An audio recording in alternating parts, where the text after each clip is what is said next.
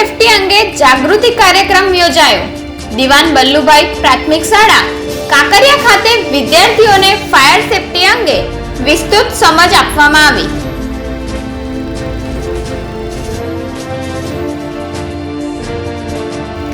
સરકારી રિપોર્ટ સામે શંકા. અમદાવાદ મ્યુનિસિપલ કોર્પોરેશનની શારદાબેન હોસ્પિટલમાં સોનોગ્રાફી રિપોર્ટમાં કંઈ ન બતાવ્યું. બીજા દિવસે કરાવેલા રિપોર્ટમાં 11 mm એપેન્ડિક્સ નીકળ્યું.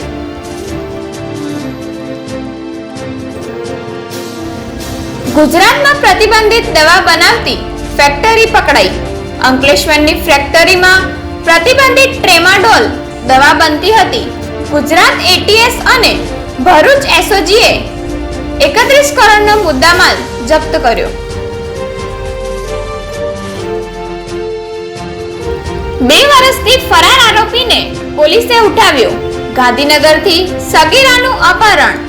પોક્સોના ગુનામાં 2 વર્ષથી નાસ્તો ફરતો આરોપી દાહોદથી ઝડપાયો.